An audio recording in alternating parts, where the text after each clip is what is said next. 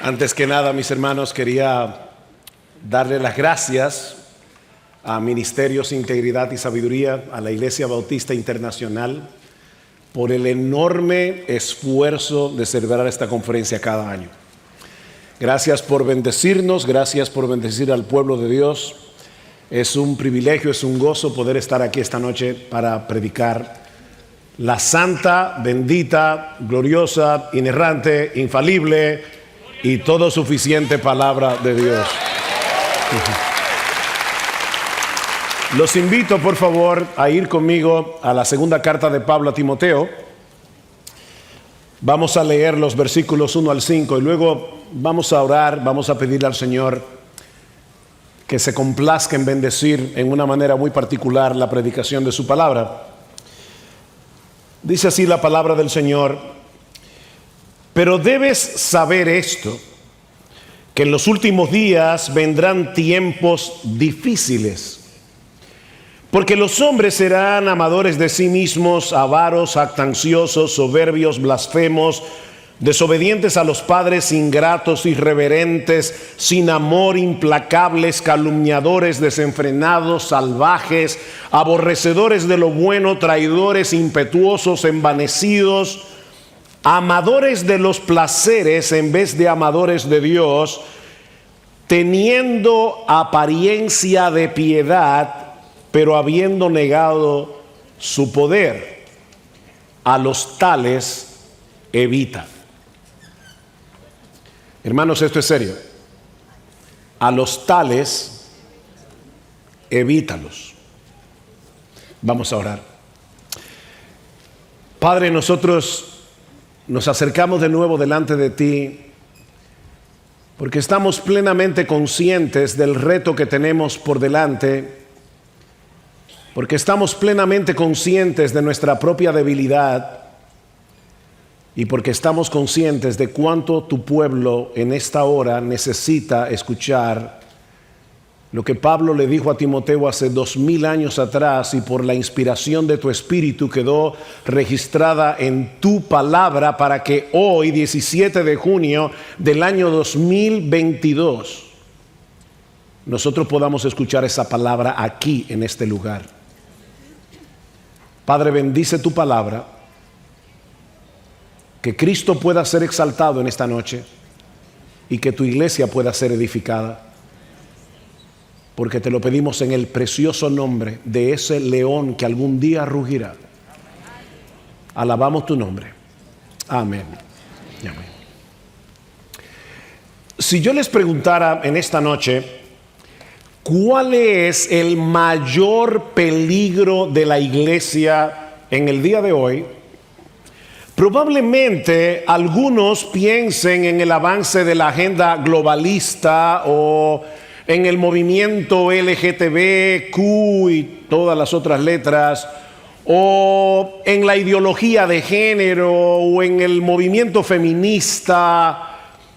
Y aunque de ninguna manera, mis hermanos, yo pretendo minimizar el peligro que estos movimientos representan para los creyentes y para la iglesia en el día de hoy, porque sería un tremendo error minimizar esos peligros. A la luz de este pasaje de segunda a Timoteo, aprendemos al menos tres cosas que no siempre son tan evidentes. Y son esas tres cosas las que yo quiero compartir en esta noche, a la luz de este pasaje. La primera es que el peligro más grande que enfrenta la iglesia hoy no es nuevo.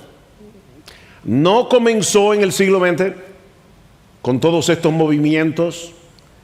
No comenzó en el siglo XXI. Vean una vez más el versículo 1, lo que Pablo le dice a Timoteo en el siglo I. Pero tú debes saber esto, Timoteo, que en los postreros días, en los últimos días, vendrán tiempos difíciles. Esta frase, los últimos días, los postreros días, los últimos tiempos, no se usa en el Nuevo Testamento para referirse a los días que anteceden a la segunda venida del Señor Jesucristo. Esta frase más bien apunta hacia esa última etapa en la historia de la redención que comenzó en el día de Pentecostés, hace más de 2000 años. Ese es el argumento de Pedro al tratar de explicar los eventos milagrosos que habían sucedido en ese día, cuando vino el derramamiento del Espíritu de Dios, cuando nació la iglesia. Pedro le dice: mas esto que ustedes están viendo, esto que está sucediendo, es lo dicho por el profeta Joel. Y en los postreros días, dice Dios, derramaré mi espíritu sobre toda carne. Esta profecía se está cumpliendo aquí y ahora, les dice Pedro, delante de sus ojos. Este evento sobrenatural del derramamiento del espíritu inaugura, por decirlo así, esta última etapa de la historia redentora a la que Joel se refiere como los postreros días. En primera de Juan, capítulo 2, versículo 18, Juan advierte a sus lectores: hijitos, ya es el último tiempo. Ese periodo comenzó en el siglo I. Eso obviamente no elimina la realidad de que a medida que nos vamos acercando hacia la segunda venida del Señor Jesucristo, la maldad va aumentando en el mundo. De hecho, en este mismo pasaje, en 2 Timoteo capítulo 3, versículo 13, Pablo dice que los malos hombres irán de mal en peor, engañando y siendo engañados. Nosotros no estamos negando esa realidad, pero mis hermanos, Timoteo ya se encontraba inmerso en ese tiempo. Y es por eso que Pablo le dice: Timoteo, tú debes saber esto. Esto es algo que tú no puedes darte el lujo de ignorar. Y mis hermanos, nosotros tampoco. Que en los postreros días vendrán tiempos difíciles, vendrán tiempos peligrosos. Esta es la misma palabra que se usa en Mateo capítulo 8, versículo 28, para referirse a los endemoniados gadarenos. Y se dice de ellos que eran feroces, ahí está la palabra, eran feroces en gran manera. ¿Y cuál es la naturaleza del peligro que tanto Timoteo como nosotros tenemos que enfrentar en esta batalla? Pablo responde en el versículo 2: porque los hombres, el problema son hombres, no es la pandemia. No es la agenda globalista, por más que eso sea terrible. Son hombres con una serie de características. Pablo dice: hombres amadores de sí mismos, narcisistas, hombres avaros, amantes del dinero, codiciosos, hombres vanagloriosos, fanfarrones. Les encanta proclamar sus propios logros, buscar su propia gloria. Son soberbios, tienen una perspectiva inflada de su propio yo. Son blasfemos cuando hablan, deshonran a Dios, maltratan a las personas, desobedientes a los padres, tienen un espíritu rebelde, son ingratos. Ellos asumen que tienen el derecho a tener lo que no tienen y a demandar, a tener lo que tienen y a demandar lo que no tienen. Tal vez por eso proclaman tanto y declaran tanto.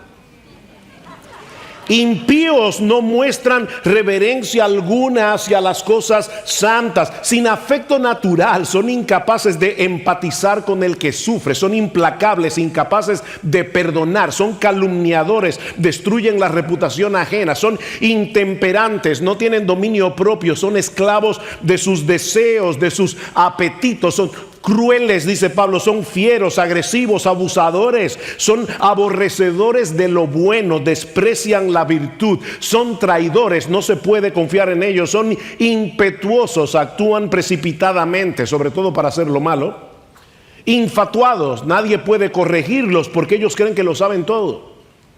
Amadores de los deleites más que de Dios, hombres que encuentran más satisfacción en los placeres temporales de este mundo que en el carácter y la obra de Dios. Ahora, alguien pudiera pensar que esos rasgos que Pablo está enumerando aquí han estado presentes entre los impíos desde que el mundo es mundo, desde que el hombre cayó en pecado. La pregunta es: ¿en qué sentido estas cosas serían una característica particular de los últimos tiempos? Porque Pablo está diciendo, Timoteo, tú debes saber esto, en los últimos tiempos vendrán días peligrosos, tiempos feroces por esta clase de hombres. La pregunta es, ¿qué es lo que hace característico este tipo de hombres en este último tiempo? Bueno, eso nos lleva a la segunda enseñanza que podemos extraer de nuestro pasaje. Y es el hecho, mis hermanos, de que este peligro que Pablo está mencionando, describiendo aquí, no proviene de fuera de la iglesia, proviene de adentro. Ahí es que está el problema. Pablo dice en el versículo 5 que estas personas tendrán apariencia de piedad, pero negarán su eficacia. En el versículo 8 dice que son reprobados en lo que respecta a la fe. Mis hermanos, estos individuos tratarán de infiltrarse en las iglesias disfrazados de ovejas, ocultando su impiedad bajo un manto religioso. ¿No es la misma advertencia que Pablo le había dado a Timoteo? En la primera carta, en el capítulo 4, le dice, pero el Espíritu dice claramente que en los últimos tiempos algunos apostatarán de la fe, prestando atención a espíritus engañadores y a doctrinas de demonios. Esos individuos, esos falsos maestros que enseñan doctrinas demoníacas, están dentro de la iglesia. Pablo no está hablando de lo que está sucediendo allá afuera y definitivamente, hermanos, allá afuera están sucediendo cosas terribles, pero Pablo está hablando del peligro que nosotros enfrentamos adentro. Esa es la buena batalla que nosotros debemos pelear y que no es una opción, como decía Miguel cuando abrió esta conferencia en el día de ayer. Pelea la buena batalla. Primera Timoteo capítulo 1 versículo 18. ¿Cómo? Guardando la fe y una buena conciencia que algunos han rechazado y naufragaron en lo que toca a la fe. Lo que Pablo está diciendo aquí, esta es una batalla por la pureza doctrinal y por la santidad. La palabra la fe no se refiere a nuestra confianza en Dios, se refiere al conjunto de doctrinas que conforman nuestra fe. Y Pablo está diciendo, para poder pelear esta buena batalla tenemos que guardar la fe y tenemos que tener una buena conciencia. Si no somos coherentes con la fe que profesamos creer, terminaremos torciendo la doctrina para que encaje con el estilo de vida que yo quiero vivir. Esa es la psicología de la apostasía, cuando la palabra de Dios te reprende y tú no quieres sujetar tu vida a la palabra de Dios, tú no quieres sujetar tu carácter a la palabra de Dios, vas a terminar torciendo la Biblia para que encaje contigo. Dice que naufragaron en cuanto a la fe. Mis hermanos, yo sé que esta advertencia puede sonar extraña y sobre todo en un púlpito como este, pero déjenme decirles algo, la buena doctrina no es suficiente. La buena doctrina no es suficiente para librar esta batalla si no existe una coherencia entre lo que nosotros creemos y lo que practicamos. Tarde o temprano terminaremos torciendo lo que creemos. En Hechos 20:28, Pablo advierte a los pastores de Éfeso que debían tener cuidado de sí mismos y de todo el rebaño en que el Espíritu Santo os ha puesto por obispos para apacentar la iglesia del Señor, la cual Él ganó por su propia sangre. Sí, debemos pastorear las ovejas, pero mis hermanos, lo que Pablo dice aquí es que en primer lugar, antes que todo, nosotros los pastores debemos tener cuidado de nosotros mismos. ¿Y saben por qué? Versículo 29 de Hechos 20. Porque yo sé que después de mi partida entrarán en medio de vosotros lobos rapaces que no perdonarán al rebaño, y de vosotros mismos se levantarán hombres que hablen cosas perversas para arrastrar tras sí a los discípulos. Wow, de entre vosotros mismos. Lobos disfrazados de oveja entrarán en medio del rebaño, y si no somos vigilantes, si no tenemos discernimiento, llegarán al liderazgo de la iglesia. Estos hombres perversos se levantarán de dentro de vosotros, dice Pablo, y eso es lo que hace particularmente peligroso, eso es lo que hace particularmente feroz este tiempo, estos postreros tiempos. Algo interesante en esta lista de adjetivos, en los versículos 2 al 5, es que en el original comienzan con dos palabras que poseen el mismo prefijo griego, philos, amadores de sí mismos y amadores del dinero. ¿Ven? Y la lista concluye con el mismo prefijo, amadores de los deleites en vez de ser amadores de Dios. En otras palabras, el problema de esta gente es que aman lo que no deben amar y aborrecen lo que no deben aborrecer. Ellos no pueden cambiar porque no quieren cambiar, porque ellos aman lo que aman y odian lo que odian. Parece profundo, ¿verdad? Ellos aman lo que aman y odian lo que odian. Ellos están dentro de las iglesias, pero sus afectos están extraviados, porque no han pasado por un proceso de regeneración. La pregunta es, ¿hay algo que nosotros como pastores podamos hacer para proteger a la iglesia de estos hombres? ¿O hay algún recurso con el que nosotros contamos que sea capaz de cambiar radicalmente el curso de los afectos de estos hombres para que ellos amen a Dios y aborrezcan al pecado? ¿Existe algún programa, alguna charla motivacional o terapéutica que sea capaz de cambiar el curso de la vida de estas personas? Por supuesto que no. Mis hermanos, es terrible que en muchos púlpitos en el día de hoy se les dice a las personas que deben amarse a sí mismas. Se les predica a las personas que deben tratar de elevar su autoestima, cuando el problema de esta gente es que se estima demasiado. Son amadores de sí mismos. Es precisamente su amor propio lo que hace imposible que esta gente ame a Dios y su gloria. No pueden hacerlo. ¿Cómo podemos pelear esta batalla? De una manera apropiada y con las armas apropiadas. Bueno, eso nos lleva a la tercera enseñanza de nuestro pasaje. Y es que los recursos con los que nosotros contamos para pelear bien son los mismos que la iglesia ha tenido a lo largo de toda su historia. ¿Y cuáles son? Hombres de Dios, llamados y cualificados por Él, que prediquen y ejemplifiquen fielmente la palabra de Dios. De ahí el contraste que Pablo hace entre Timoteo y estos falsos maestros. Vean el versículo 10. Pero tú, versículo 14.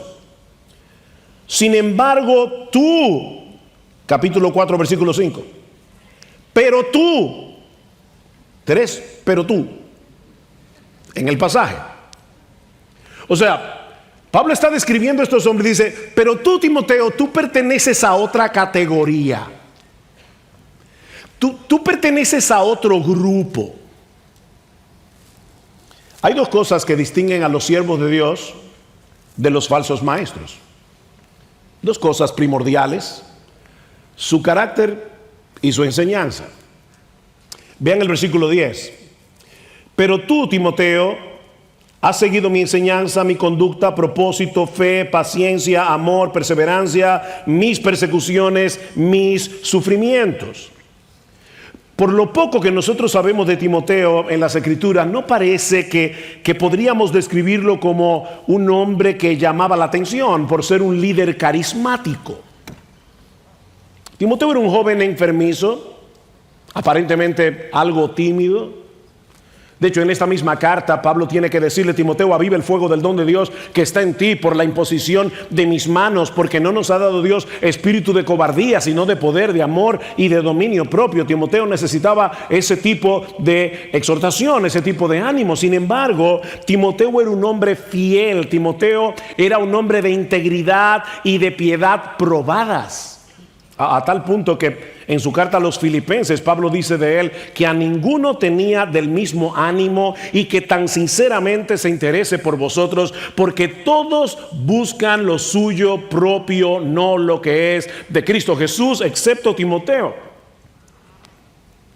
Este es el tipo de hombres que la iglesia necesita. Hombres que sin ser perfectos poseen el perfil de 1 Timoteo 3 y Tito 1. Si alguno anhela el obispado, buena obra desea, pero es necesario. Ahí está la misma palabra que el Señor Jesucristo usó cuando le dijo a Nicodemo en el capítulo 3 del Evangelio de Juan: Nicodemo, te es necesario nacer de nuevo para entrar en el reino de Dios. No se puede entrar en el reino de Dios sin haber nacido de nuevo. No se debe entrar en el ministerio sin tener las características de 1 Timoteo 3. Es necesario que el obispo sea irreprensible, marido de una sola mujer, sobrio, prudente, decoroso, hospedador, apto para enseñar, no dado al vino, no pendenciero, no codicioso de ganancias deshonestas. Un hombre de carácter.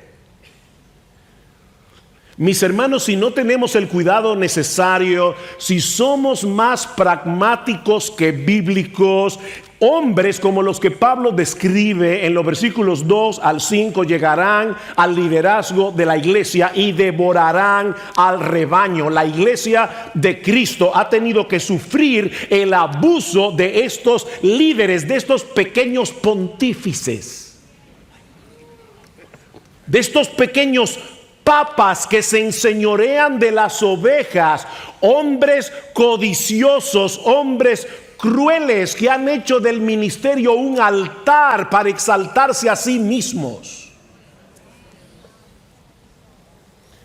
¿Y saben cómo llegaron a esa posición?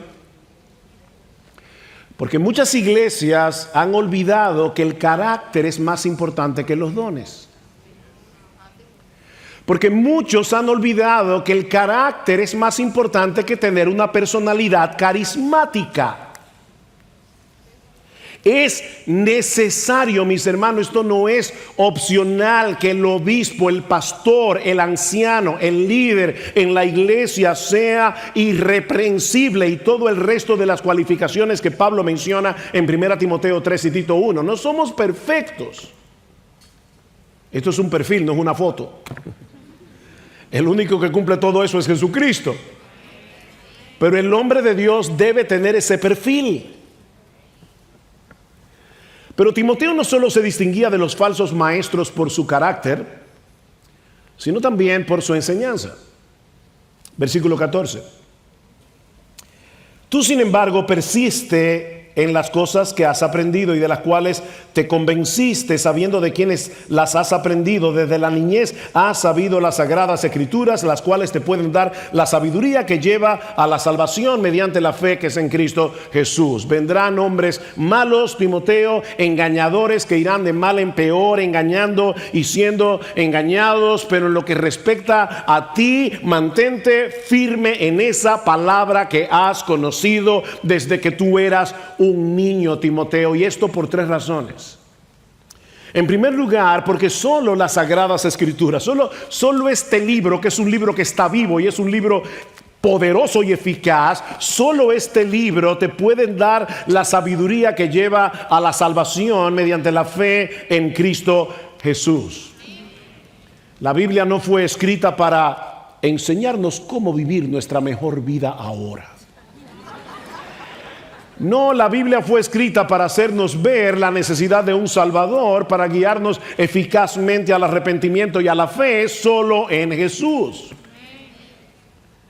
Y la salvación de la que Pablo está hablando aquí no es mucho más que un pasaje gratis para ir al cielo. Mis hermanos, Cristo no vino al mundo a morir en una cruz para poner una agencia de viajes.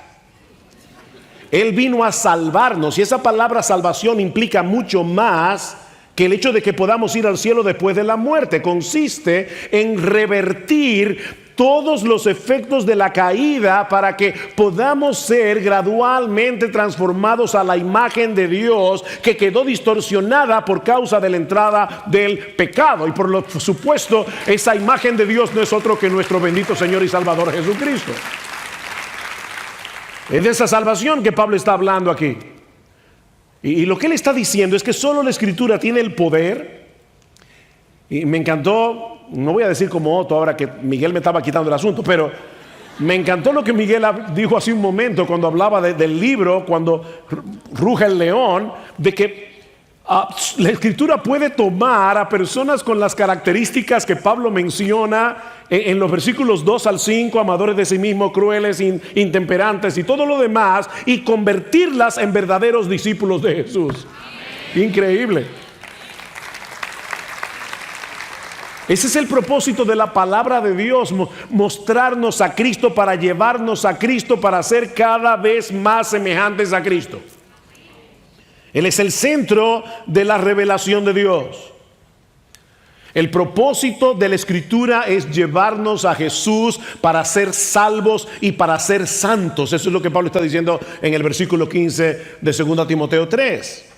Ahora, ¿cómo es posible que este libro puede hacer una obra tan portentosa en el corazón del hombre? Bueno, la respuesta la encontramos en el versículo 16. Toda escritura es inspirada por Dios y útil para enseñar, para reprender, para corregir, para instruir en justicia, a fin de que el hombre de Dios sea completo, sea perfecto, sea equipado para toda buena obra. Esa es la segunda razón por la que Timoteo debía mantenerse aferrado a la Escritura, porque este libro es la palabra inspirada, la palabra exhalada por la boca de Dios. Estamos tan acostumbrados a decir que la Biblia es la palabra de Dios que fácilmente podemos perder de vista lo extraordinario que es el hecho de que este libro sea la palabra de Dios. Este libro es la palabra de Dios, la palabra exhalada por Dios. Pero Timoteo era judío y él sabía que todo lo que Dios ha hecho desde el principio de la creación, lo ha hecho a través de ¿qué, mis hermanos? Lo ha hecho a través de su palabra. Dios se hace presente a través de su palabra, Dios actúa a través de su palabra. Él dijo en Génesis capítulo 1 versículo 3, sea la luz, y la luz fue hecha. Así de simple, nuestro Dios es capaz de traer a la existencia cosas que antes no existían, únicamente por el poder de su palabra. Su palabra. Su palabra es viva, su palabra es eficaz. Mis amados hermanos, dejar de lado este libro para tratar de llevar a cabo el ministerio con técnicas humanas es como sustituir una bomba nuclear por un tirapiedras. Pero Pablo añade algo más. Él dice que toda la Escritura es inspirada y útil a fin de que el hombre de Dios, el ministro del Evangelio, sea perfecto, equipado para toda buena obra. Todo lo que Timoteo necesitaba para seguir avanzando en su propia madurez, todo lo que Timoteo necesitaba para hacer la obra del ministerio, se encuentra en la palabra de Dios, infalible, inerrante y todo suficiente. A la luz de lo que la Biblia es, a la luz de lo que la Biblia produce, ¿qué debemos hacer nosotros de modo que podamos pastorear eficazmente en estos días oscuros? Capítulo 4. Y yo sé que hay una división de capítulos ahí, no se lleven de eso. Alguien decía que la división de capítulos la hizo un individuo que iba encima de un burro. Cada vez que el burro saltaba, dividía el capítulo ahí. Esas divisiones no son inspiradas. A veces el burro saltaba en el momento inadecuado. Porque Pablo no va a hablar de otra cosa. Él viene hablando de la Escritura, del poder de la Escritura. Y le está diciendo a Timoteo, aférrate a este libro, no te apartes de este libro. Y ahora le dice Timoteo, en la presencia de Dios y de Cristo Jesús, que ha de juzgar a los vivos y a los muertos por su manifestación y por su reino, yo te encargo solemnemente, predica la palabra, insiste a tiempo y fuera de tiempo, amonesta, reprende, exhorta con mucha paciencia e instrucción. Timoteo, predica la palabra. Y el verbo que Pablo está usando aquí, que se traduce como predicar, está en modo imperativo, lo que indica, pastores, hermanos, que esto no es una opción entre otras. Esto no es una sugerencia. Es que, bueno, Timoteo, mira, si a ti te gusta cantar, y de paso, déjeme decirle, a mí me encanta cantar. Pero si a ti te gusta cantar, también está la opción de que te pases hora y media cantando y prediques 5 minutos. No, esa opción no existe. No, esa opción no existe. Mis hermanos, en el culto público donde la iglesia se congrega para adorarle, es 1000 veces más importante lo que Dios tiene que decirnos por medio de su palabra que lo que nosotros tenemos que decirle a Él. La predicación de la palabra debe ocupar el lugar central cuando el pueblo de Dios se congrega para adorarle. Dios nos manda a proclamar su palabra como un heraldo, que es el término que se usa aquí. En la antigüedad, cuando los emperadores querían dar a conocer algo, no hacían una rueda de prensa. Ellos contrataban a un heraldo, a un individuo con buena voz, que iba anunciando por todos los pueblos, por todo el reino, iba anunciando ya sea la victoria de un rey, o las políticas de su gobierno, o la llegada del emperador. Eso era básicamente lo que hacía un heraldo. Bueno, mis hermanos, eso es precisamente lo que nosotros estamos llamados a hacer como ministros del Evangelio. Nosotros debemos predicar fielmente la palabra para dar a conocer la victoria de nuestro Rey Jesús, para proclamar la política de su gobierno y para decir que Él vuelve pronto. Somos sus heraldos.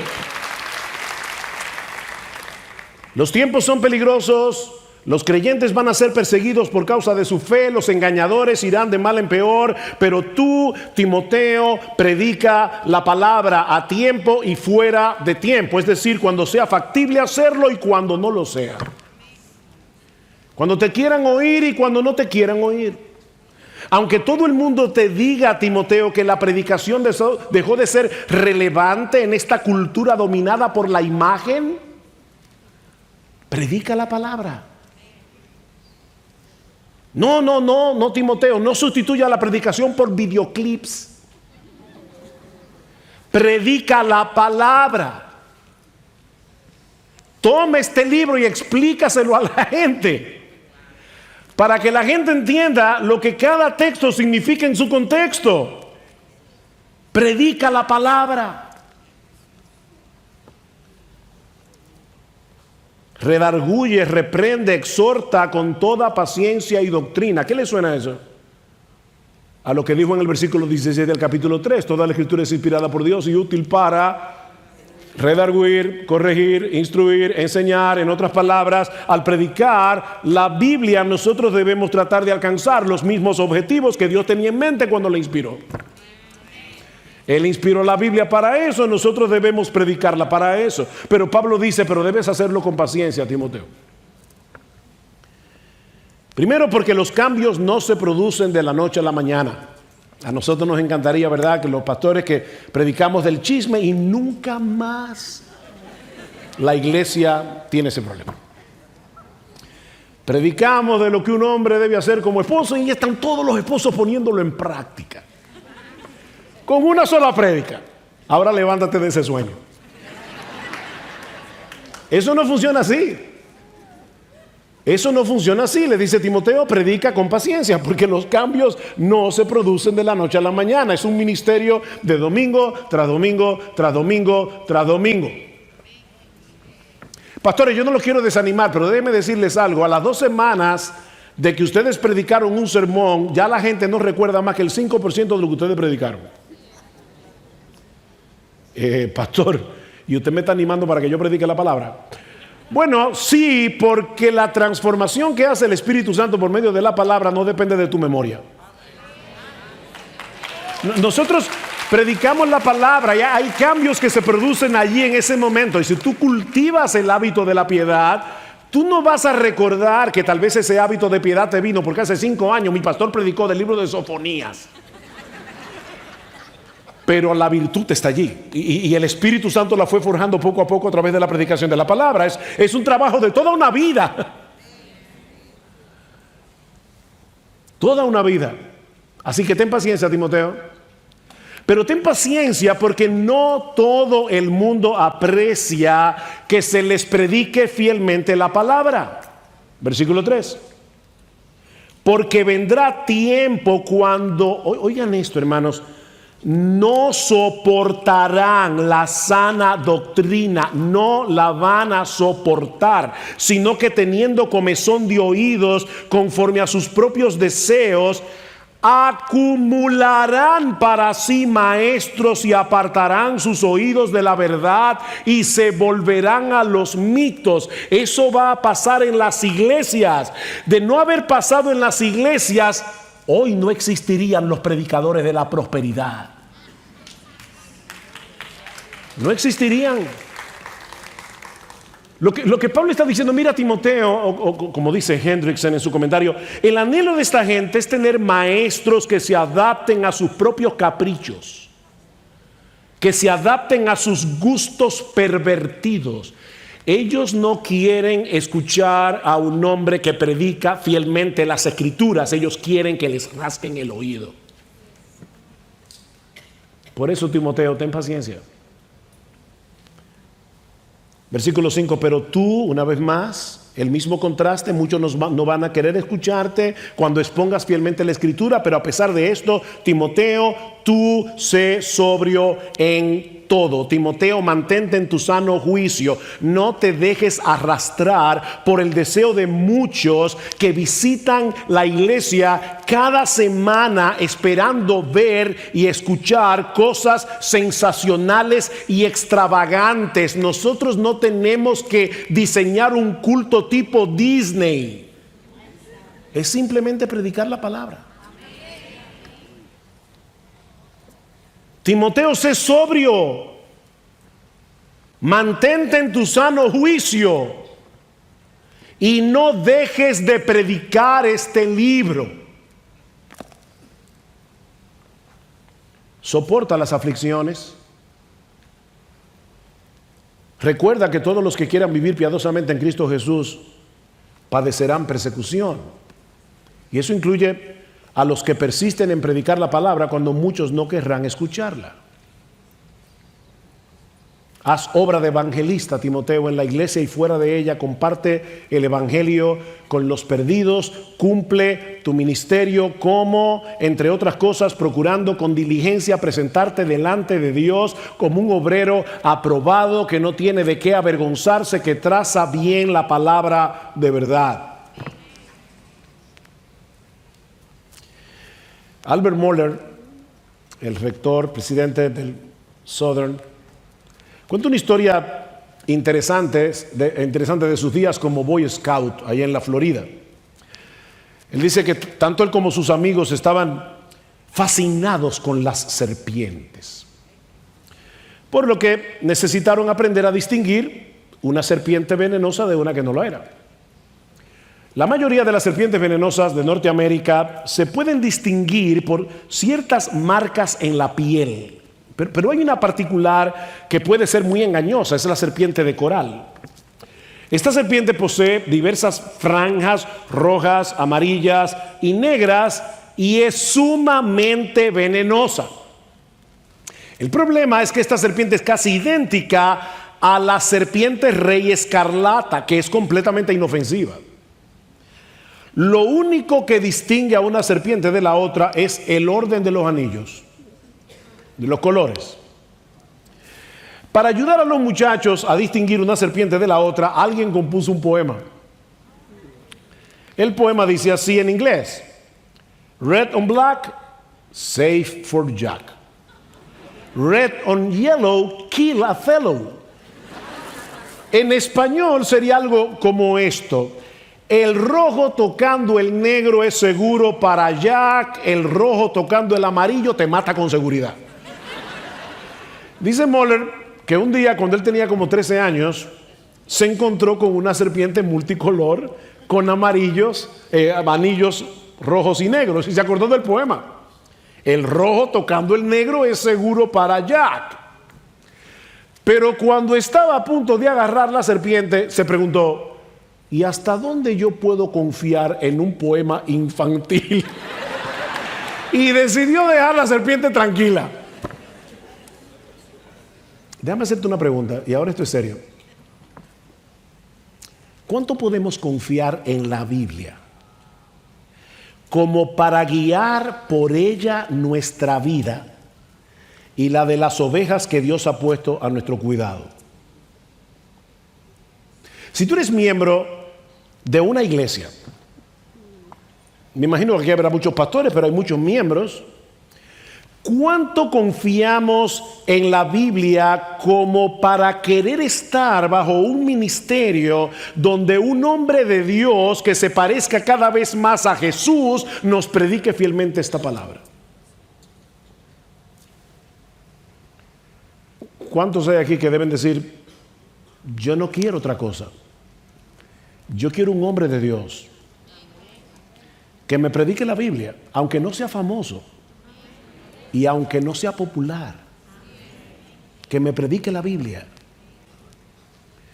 Mira, mi hermano, busca un ministerio que tome muy en serio esta palabra de Pablo en 2 Corintios 4:5, porque no nos predicamos a nosotros mismos, sino a Jesucristo como Señor, y a nosotros como vuestros siervos por amor de Jesús. Es típico de los falsos maestros predicarse a sí mismos. El hombre de Dios predica a Cristo y guía a los oyentes a Él, no a sí mismo.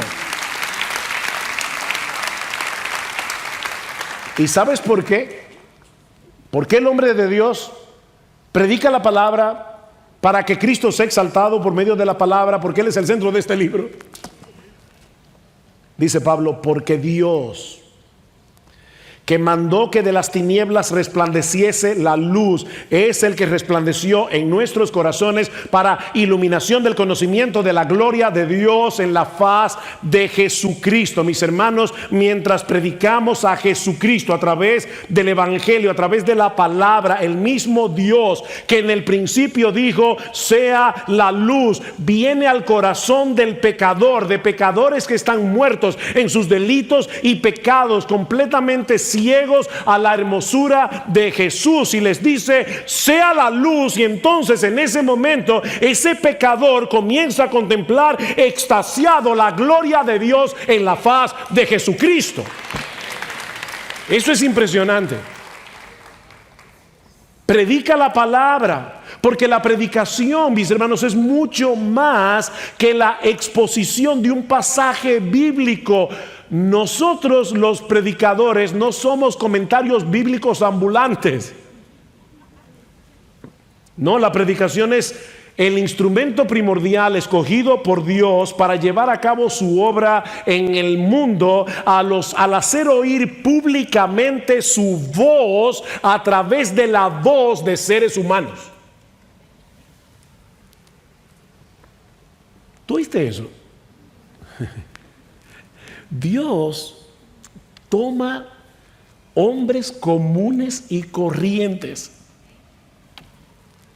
De hecho, dice la Escritura que a los necios del mundo escogió Dios, ¿no? Él estaba buscando necios y nos encontró a Miguel, a mí, a José, a necios que vengan aquí a predicar la palabra. Porque Él quiere... Esto es un tesoro que está en vasos de barro para que la excelencia del poder sea de Dios y no nuestra. Es en vasos de barro, pero es la excelencia del Evangelio. Mis hermanos, a Dios le agradó, dice Pablo, primero a los Corintios, salvar a los creyentes por la locura de la predicación, porque los judíos piden señales. Oh, qué raro. Lo mismo que quiere la gente hoy, ir a un culto de un individuo que da un testimonio de que fue al cielo, fue al infierno, volvió. Tienen, yo no sé, una agencia de viaje increíble. Eso es lo que la gente quiere oír. Dice, piden señales. Los griegos buscan sabiduría. Ellos quieren oratoria, quieren un individuo que hable muy bien, que la gente diga, wow, no entendí nada, pero el tipo es inteligente. Pablo dice, yo no voy a caer en esa trampa. Los griegos quieren enseñarles, los judíos quieren enseñarles, los griegos quieren sabiduría, pero nosotros, aunque no les guste ni a los judíos ni a los griegos, predicamos a Cristo crucificado. Para los judíos, ciertamente tropezadero; para los gentiles, locura; mas para los llamados, así judíos como griegos, Cristo, poder de Dios y sabiduría de Dios.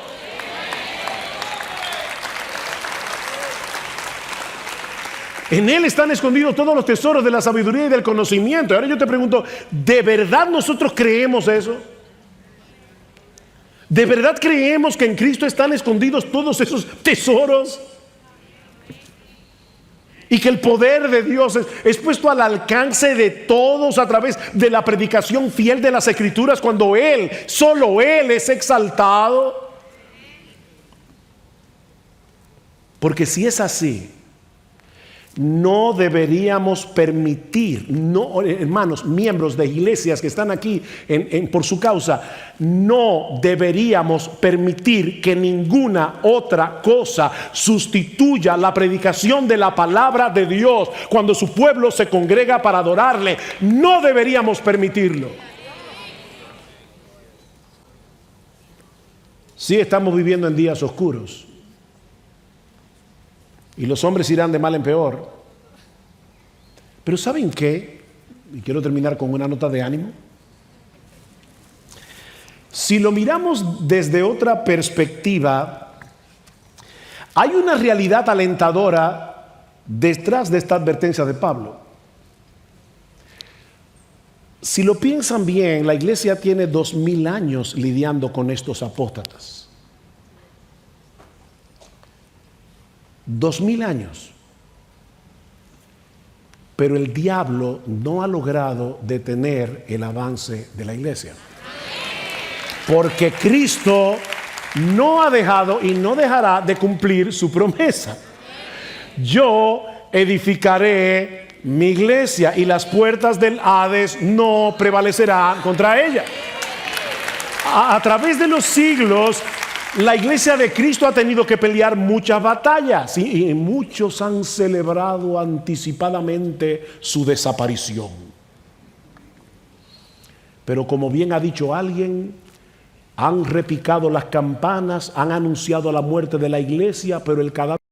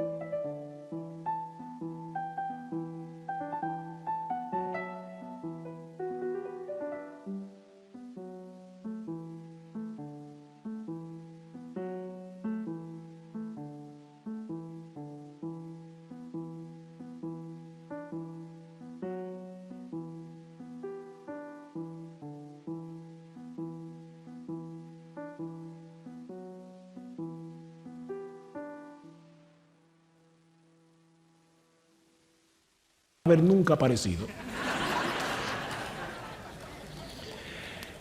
Cristo seguirá edificando su iglesia a través de hombres comunes y corrientes, hombres fieles que predican su palabra, que pastorean al rebaño, predicando su palabra a tiempo y fuera de tiempo. Hombres que proclaman con gozo la gloria del Salvador, para que viendo esa gloria los suyos continúen siendo transformados de gloria en la misma imagen como por el Espíritu del Señor. Cristo seguirá edificando su iglesia, y cuando Él regrese en gloria, Él tendrá una esposa. Y nosotros estaremos allí en las bodas del Cordero. Las puertas del Hades no prevalecerán. Por eso permítanme concluir con una palabra de doxología con la que Judas, el apóstol, concluye su carta. Por cierto, una carta donde el tema principal es guardarse en medio de la apostasía. ¿Y qué dice Judas? Y ese es mi deseo para todos ustedes en esta noche. Y aquel que es poderoso para guardaros sin caída y presentaros sin mancha delante de su gloria con gran alegría al único y sabio Dios nuestro Salvador, sea gloria y majestad, imperio y potencia, ahora y por todos los siglos. Amén. Amén y amén. Vamos a orar. Padre, te damos muchísimas gracias, oh Señor, por tus preciosas y grandísimas promesas. Gracias por tu palabra. Pero ayúdanos, oh Señor, a tomar estas advertencias en serio. Guárdanos, oh Señor, guarda los ministerios fieles que se encuentran en este lugar. Protégenos del maligno y ayúdanos, oh Padre bueno, a no ir detrás de novedades, sino a seguir haciendo lo que tu iglesia ha estado haciendo durante más de 2000 años, predicando tu palabra para que Jesucristo sea conocido y reconocido como Rey de Reyes y Señor de Señores. Que a Él sea la gloria hoy y por siempre, por los siglos de los siglos. Amén y amén.